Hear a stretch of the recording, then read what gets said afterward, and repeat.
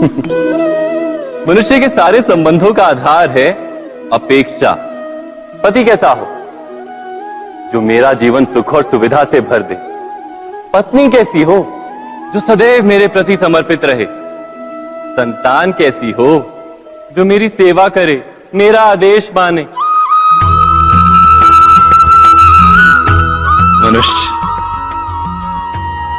मनुष्य उसी को प्रेम भी कर पाता है जो उसकी अपेक्षा पूर्ण करता है। और अपेक्षा की तो नियति है भंग होना। कैसे? क्योंकि अपेक्षा मनुष्य के मस्तिष्क में जन्म लेती है। कोई अन्य व्यक्ति उसकी अपेक्षाओं के बारे में जान ही नहीं पाता। पूर्ण करने की प्रामाणिक इच्छा हो तब भी कोई मनुष्य किसी की अपेक्षाओं को पूर्ण नहीं कर पाता। और वहां से जन्म लेता है संघर्ष। सारे संबंध संघर्ष में परिवर्तित हो जाते। पर मनुष्य अपेक्षा को संबंध का आधार ना बनाए और स्वीकार करे केवल संबंध का आधार, तो क्या ये जीवन स्वयमेव सुख और शांति से नहीं भर जाएगा? स्वयं विचार कीजिएगा।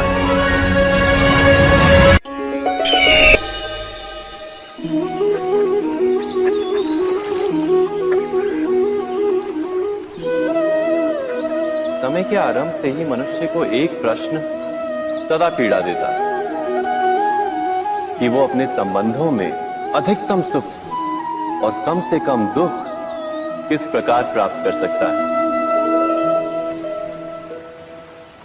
क्या आपके सारे संबंधों ने आपको संपूर्ण संतोष दिया है? विचार कीजिए। हमारा जीवन संबंधों पर आधारित है। हमारी सुरक्षा संबंधों पर आधारित है। इसी कारण हमारे जीवन के सारे सुखों का आधार भी संबंध है। किंतु फिर भी हमें संबंधों में ही अधिकतर दुख क्यों प्राप्त होते हैं? सदा ही संघर्ष भी संबंधों से ही उत्पन्न क्यों हो जाते हैं? कभी विचार किया है? जब कोई व्यक्ति किसी अन्य व्यक्ति के विचार अथवा कार्य को स्वीकार नहीं करता, उसमें परिवर्तन करने का प्रयत्न करता है, तो संघर्ष जन्म लेता है। अर्थात जितना अधिक अस्वीकार उतना ही अधिक संघर्ष, और जितना अधिक स्वीकार उतना ही अधिक सुख। क्या ये वास्तविकता नहीं? यदि मनुष्य स्वयं अपनी अपेक्षाओं पर अंकुश रखे, अपने विचारों को परखे, किसी अन्य व्यक्ति में परिवर्तन करने का प्रयत्न ना कर स्वयं अपने भीतर परिवर्तन करने का प्रयास करे, तो क्या संबंधों में संतोष प्राप्त करना इतना कठिन? अर्थात क्या स्वीकार ही संबंध का वास्तविक अर्थ नहीं? स्वयं विचार कीजिए।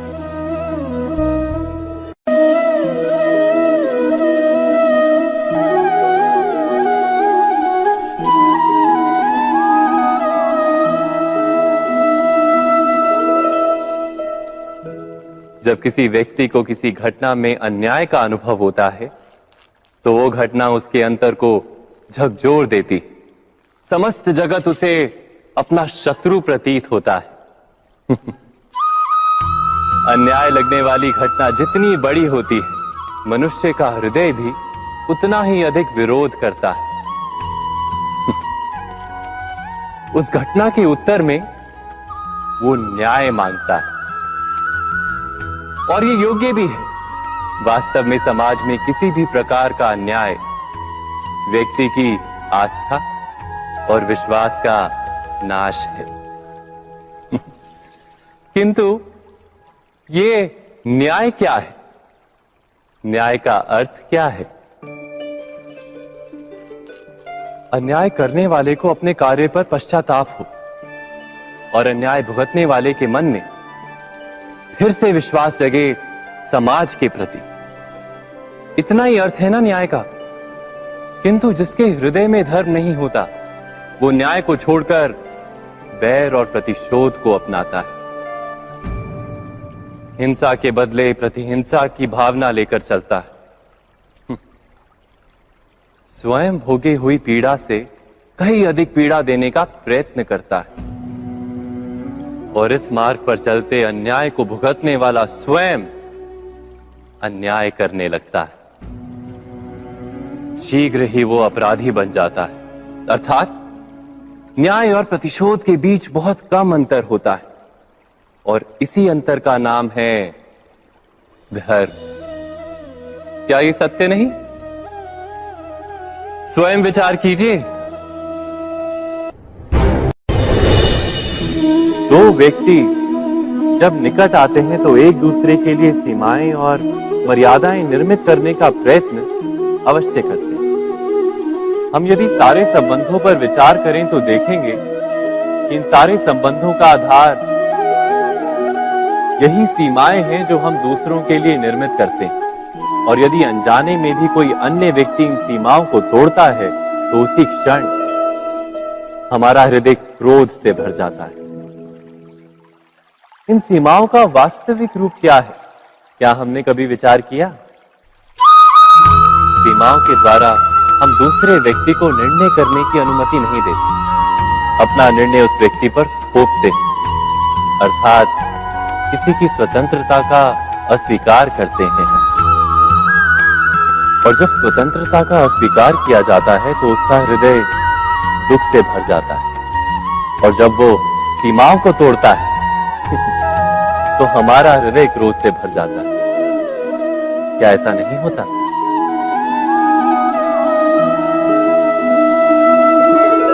पर यदि एक दूसरे की स्वतंत्रता का सम्मान किया जाए तो किसी मर्यादाओं या सीमाओं की आवश्यकता ही नहीं होती, अर्थात जिस प्रकार स्वीकार किसी संबंध का देह है, क्या वैसे ही स्वतंत्रता किसी संबंध की आत्मा नहीं? स्वयं विचार कीजिए।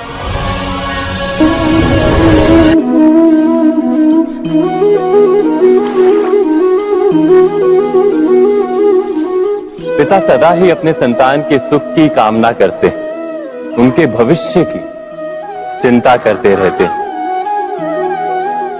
इसी कारणवश सदा ही अपने संतानों के भविष्य का मार्ग स्वयं निश्चित करने का प्रयत्न करते रहते हैं। जिस मार्ग पर पिता स्वयं चला है, जिस मार्ग के कंकर पत्थर को स्वयं देखा है, मार्ग की छाया, मार्ग की धूप को स्वयं जाना है, उसी मार्ग पर उसका पुत्र भी चले, यही इच्छा रहती है हर पिता की। निसंदेह उत्तम भावना है ये, किंतु 3 प्रश्नों के ऊपर विचार करना हम भूल ही जाते हैं। कौन से प्रश्न? प्रथम प्रश्न, क्या समय के साथ प्रत्येक मार्ग बदल नहीं जाते? क्या समय सदा ही नई चुनौतियों को लेकर नहीं आता? तो फिर बीते हुए समय के अनुभव नई पीढ़ी को किस प्रकार लाभ दे सकते हैं? दूसरा प्रश्न, क्या प्रत्येक संतान अपने माता पिता की छवि होता है? हाँ, संतानों को संस्कार तो अवश्य माता पिता देते हैं, किंतु भीतर की क्षमता तो ईश्वर देते हैं। तो जिस मार्ग पर पिता को सफलता मिली है, विश्वास है कि उसी मार्ग पर उसकी संतानों को भी सफलता और सुख प्राप्त होगा। तीसरा प्रश्न, क्या जीवन के संघर्ष और चुनौतियां लाभकारी नहीं होती? क्या प्रत्येक नया प्रश्न एक नए उत्तर का द्वार नहीं खोलता? तो फिर संतानों को नए नए प्रश्नों, संघर्षों और चुनौतियों से दूर रखना, ये उनके लिए लाभ करना कहलाएगा या हानि पहुंचाना? अर्थात जिस प्रकार संतान के भविष्य का निर्माण करने के बदले उसके चरित्र का निर्माण करना श्रेष्ठ है, वैसे संतानों के जीवन का मार्ग निश्चित करने के बदले उन्हें नए संघर्षों के साथ जूझने के लिए मनोबल व ज्ञान देना अधिक लाभदायक नहीं होगा? स्वयं विचार कीजिए। सबके जीवन में ऐसा प्रसंग अवश्य आता है कि सत्य कहने का निश्चय होता है हृदय में, किंतु मुख से सत्य निकल नहीं पाता। कोई भय मन को घेर लेता है। किसी घटना अथवा प्रसंग के बारे में बात करना या फिर स्वयं से कोई भूल हो जाए उसके बारे में कुछ बोलना, क्या ये सत्य है? नहीं, ये तो केवल तथ्य है। अर्थात जैसा हुआ था वैसा केवल बोल देना सामान्य सी बात है। किंतु कभी कभी उस तथ्य को बोलते हुए भी भय लगता है। कदाचित किसी दूसरे की भावनाओं का विचार आता है मन, दूसरे को दुख होगा ये भय भी शब्दों को रोकता है। तो ये सत्य क्या है? क्या हमने कभी विचार किया है? जब भय रहते हुए भी कोई तथ्य बोलता है तो वो सत्य कहलाता है। वास्तव में सत्य कुछ और नहीं, केवल निर्भयता का दूसरा नाम है। और निर्भय होने का कोई समय नहीं होता, क्योंकि निर्भयता आत्मा का स्वभाव है। अर्थात क्या प्रत्येक क्षण सत्य बोलने का क्षण नहीं होता?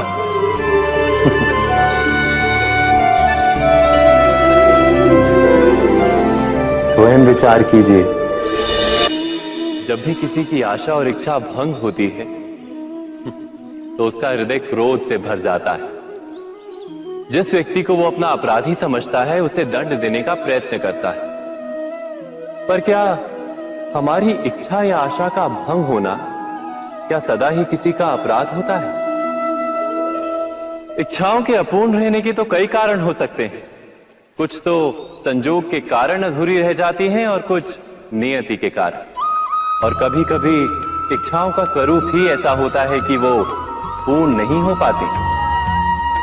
बिना परिस्थिति पर विचार किए किसी को अपराधी मान लेना न्याय नहीं, प्रतिशोध है।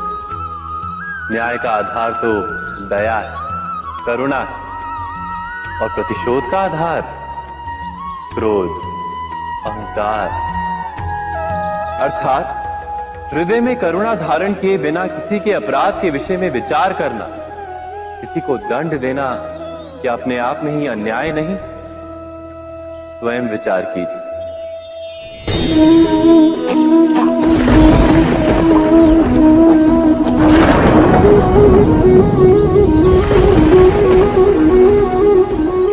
सपनों और पूर्वाभासों के आधार पर हम भविष्य के सुख दुख की कल्पना करते हैं।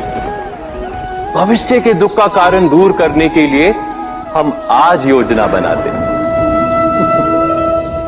किंतु कल के संकट को आज निर्मूल करने से हमें लाभ मिलता है या हानि पहुंचती है?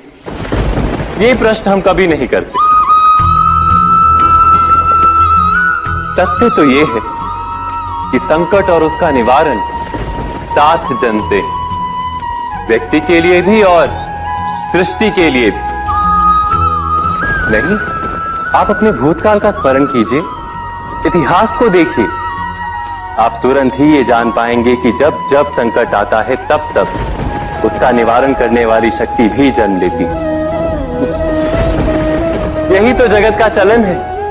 वस्तुतः संकट ही शक्ति के जन्म का कारण है। प्रत्येक व्यक्ति जब संकट से निकलता है तो एक पद आगे बढ़ा होता है, अधिक चमकता है, आत्मविश्वास से अधिक भरा होता है, न केवल अपने लिए अपितु विश्व के लिए भी। क्या ये सत्य नहीं?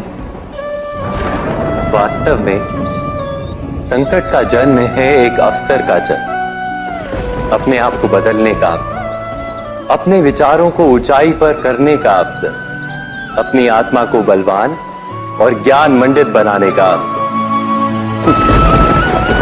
जो ये कर पाता है उसे कोई संकट नहीं होता, किंतु जो ये नहीं कर पाता वो तो स्वयं एक संकट है विश्व के लिए। विचार कीजिए।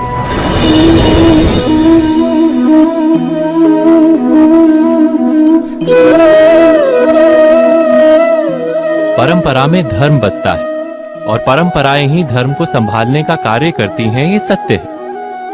पर क्या केवल परंपरा ही धर्म है? विचार कीजिए। सत्य तो यह है कि जिस प्रकार पाषाण में शिल्प होता है, उसी प्रकार परंपरा में धर्म होता है। इस पत्थर में शिल्प है, ये पत्थर शिल्प नहीं। शिल्प को उजागर करने के लिए उसे तोड़ना पड़ता है, अनावश्यक भागों को दूर करना पड़ता है। ठीक उसी प्रकार परंपराओं में धर्म ढूंढना पड़ता है। जिस प्रकार इंद्र पूजा की परंपरा को तोड़कर गोवर्धन पूजा का धर्म ना ढूंढा जाता, तो यादवों को उनकी मुक्ति का मार्ग नहीं मिल पाता। अर्थात परंपरा को पूर्णता छोड़ देने वाला धर्म से वंचित रह जाता है, और परंपरा का अंध अनुकरण करने वाला भी धर्म को प्राप्त नहीं कर पाता। कहते हैं हंस के पास नीर क्षीर विवेक होता है। दूध में मिले पानी को छोड़कर केवल दूध ही ग्रहण करता है। तो क्या सच्चा धर्म प्राप्त करने के लिए हृदय में ज्ञान से जन्मा विवेक आवश्यक है? और ऐसे विवेक के बिना जिसे धर्म मान भी लिया जाए, जो वास्तव में धर्म ना भी हो, ऐसा भी तो हो सकता है। स्वयं विचार कीजिएगा।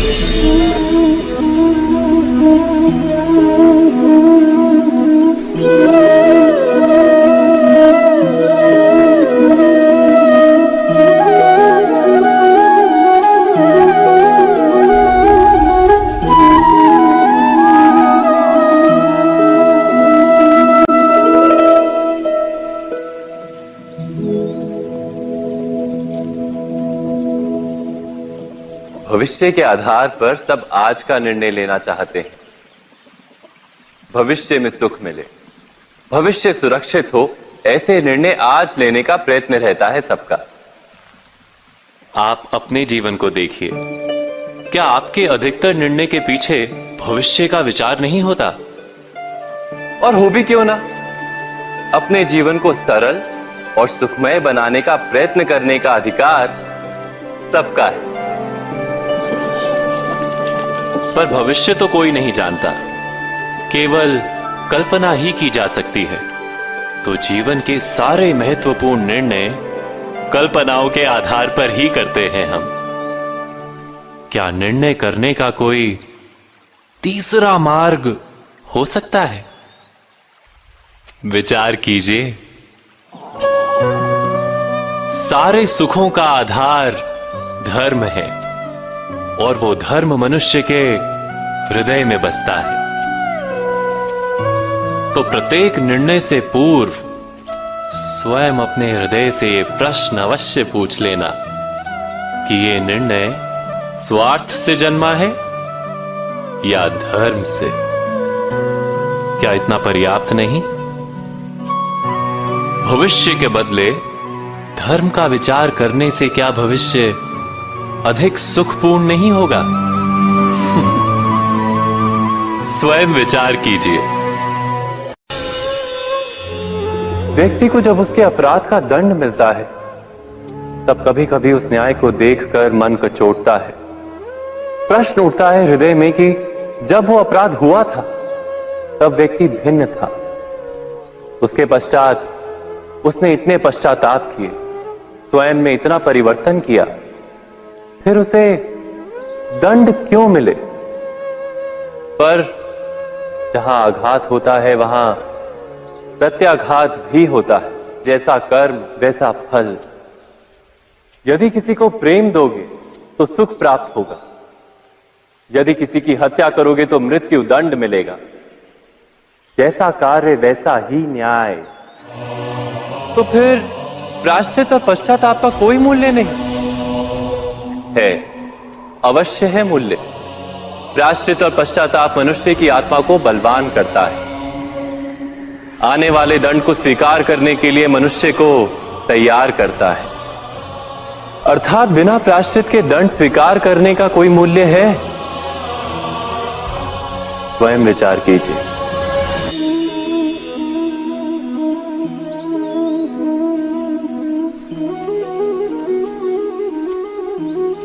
जब अपने किसी अच्छे कार्य के उत्तर में दुख प्राप्त होता है अथवा किसी को उसके दुष्ट कार्य में सुख मिलता है, तो मन अवश्य ये विचार करता है कि अच्छा कार्य करने का, धर्म के मार्ग पर चलने का तात्पर्य क्या है।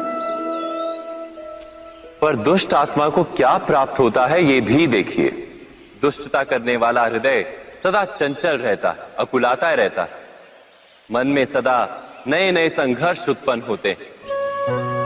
अविश्वास उसे जीवन भर दौड़ाता है। क्या ये सुख है? जबकि धर्म पे चलने वाले, अच्छा कार्य करने वाले, सच्चरित्र व्यक्ति का हृदय शांत रहता है। परिस्थितियां उसके जीवन के सुख में बाधा नहीं बनती।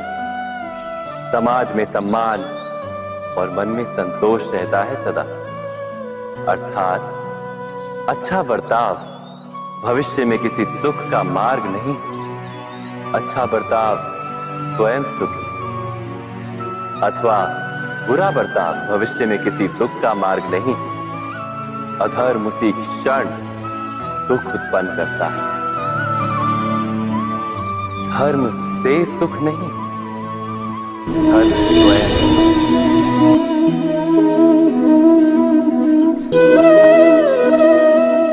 सत्ता की लालसा सबके हृदय को घेरे रहती है।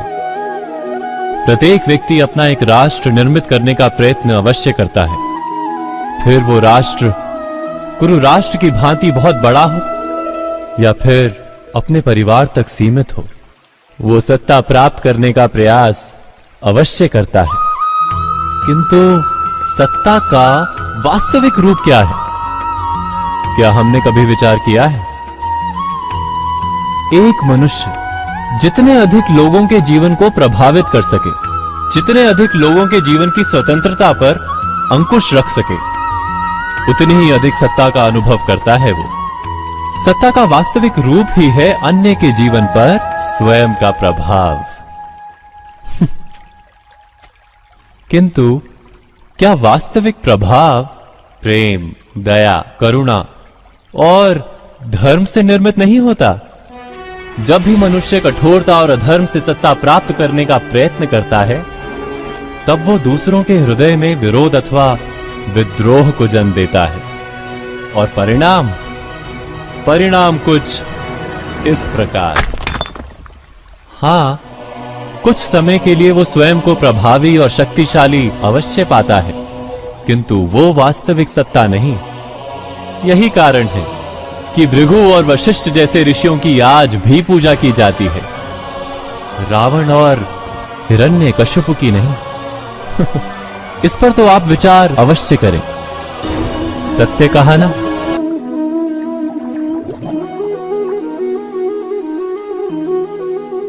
इस संसार में आने वाला प्रत्येक बालक संपूर्णतः संस्कार रहित होता है।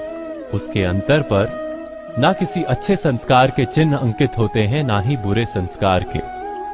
अर्थात जन्म से बालक में ना कोई गुण होता है और ना ही कोई दोष। तो ये दोष अथवा गुण किस प्रकार प्राप्त होते हैं? क्या हमने कभी विचार किया है? जो बात माता पिता के मुख से निरंतर सुनी जाती है, वही बात उनकी संतानों के हृदय का संस्कार बनती है। जैसे किसी गांव में नदी तट तक एक पगडंडी बन जाती है केवल उस मार्ग पर बार बार चलने के कारण। अर्थात माता पिता के हृदय की इच्छाएं उनकी संतानों के हृदय का दोष अथवा गुण बनकर जन्म लेती हैं। क्या ये सत्य नहीं? पर फिर भी जब उनकी संतानों में कोई दोष दिखाई देता है, तो माता पिता आश्चर्य और दुख से भर जाते हैं। माता पिता का हृदय ये प्रश्न करता है कि उनकी संतानों में ये कुसंस्कार आए कहां से? सत्य तो यही है कि माता पिता अपनी संतानों को अनजाने में ही कुसंस्कार के बीज दे देते हैं, जो उनके संतानों की हृदय भूमि पर कुसंस्कार का वृक्ष बनकर उगता है। अर्थात अपनी संतानों को सुसंस्कारी और धर्ममय बनाने की आशा रखने वाले प्रत्येक माता पिता को प्रथम अपने हृदय की इच्छाओं पर अंकुश रखना क्या अनिवार्य नहीं?